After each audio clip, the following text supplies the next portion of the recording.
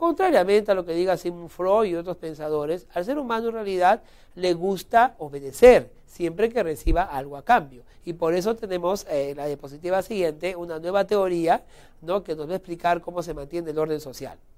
Vamos a hablar entonces de la teoría del interés. Dice así: es considerado, la teoría del interés, resultado de la cooperación. Se basa en la conciliación. Considera que los hombres hacen lo que deban, más allá de la coacción ejercida por la autoridad pública o cualquiera similar, y tiene un consenso en aceptar por todos ciertas pautas de socialización. Si el ser humano recibe algo a cambio, entonces va a aceptar, ¿no?, voluntariamente lo que tú le quieras imponer, siempre que reciba algo a cambio. En realidad, Jean-Jacques Rousseau, ¿no?, y los enciclopedistas habían planteado esto cuando hablaban del contrato social. Como ustedes recuerdan, el barón de Montesquieu y todos los enciclopedistas decían que el poder se basa en un contrato social, el Estado en un contrato social, donde el pueblo le daba al gobernante, ¿no?, el poder necesario que tenga sobre él. ¿Para qué? Para poder, pues, ser sometido por él y el pueblo obedecer al Estado, en tanto él le dé seguridad de fronteras, le dé salud, educación y otros beneficios, ¿no? Esa teoría del interés es la que tiene algunas variables. Vamos a ver cuáles de ellas son. Vamos a la diapositiva. Vemos allí una diapositiva en la que aparecen dos variables o dos variantes. La primera es la variante prudencial.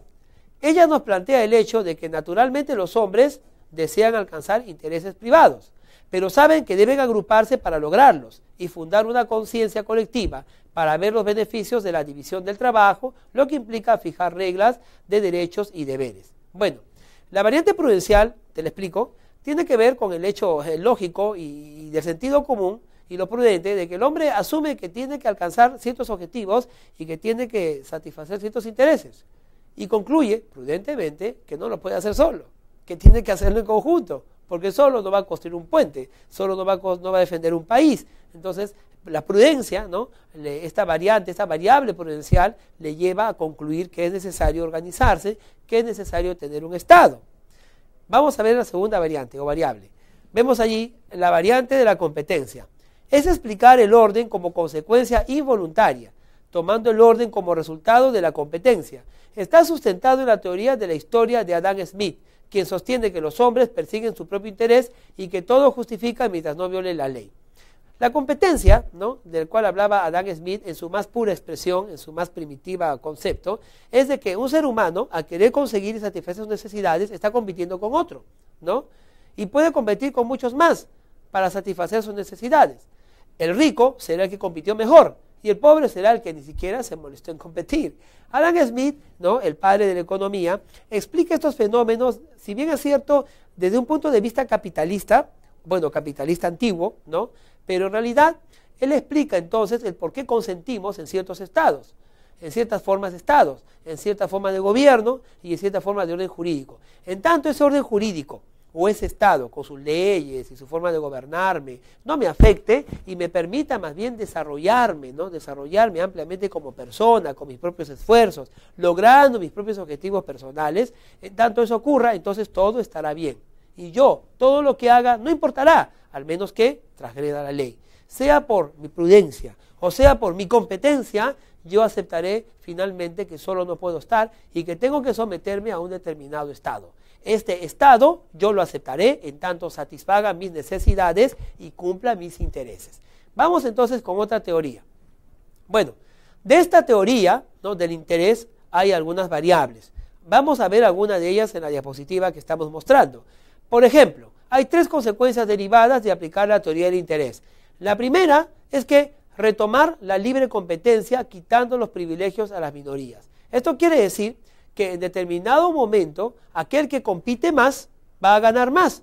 Y su consecuencia lógica es que va a tener más riqueza, va a tener más propiedades, va a ser dueño de más de medios de producción y de modos de producción, y obviamente él va a acaparar, y no importa lo que pase con las minorías, ¿no? Yo seré con los menores que yo seré el que por mi competencia y mi prudencia haya logrado más, y eso es bueno y es necesario que sea así, y es una ley, ¿no?, una ley social, que eso debe ser así, ¿no? Esa es una consecuencia de pensar en la teoría del interés.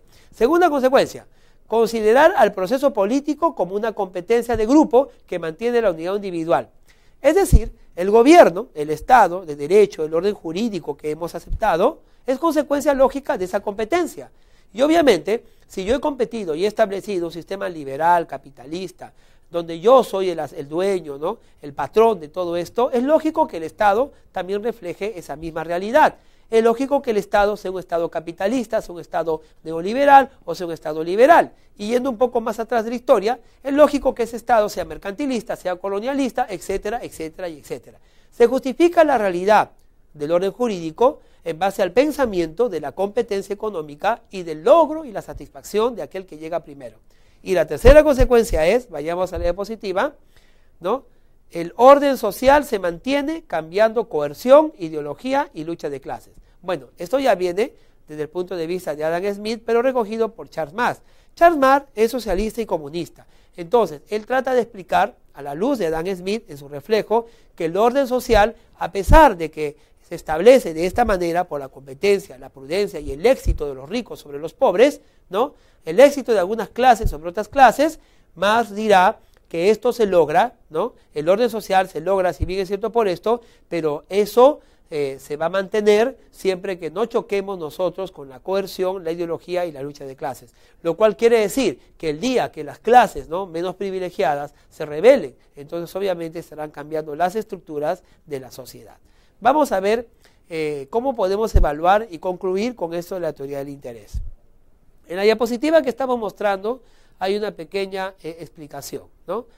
La teoría del interés, su gran defecto es que dedica especial atención al individuo y desprecia las conductas sociales, las normas, el fenómeno de la cultura que forja la niñez, y es un medio de control social, ya que canaliza los impulsos hacia otras manifestaciones. Ciertamente la teoría del interés propuesta por Adam Smith y criticada, ¿no?, y vilipendiada por Carlos Marx, nos demuestra que esta teoría, esta aceptación del statu quo del ordenamiento jurídico,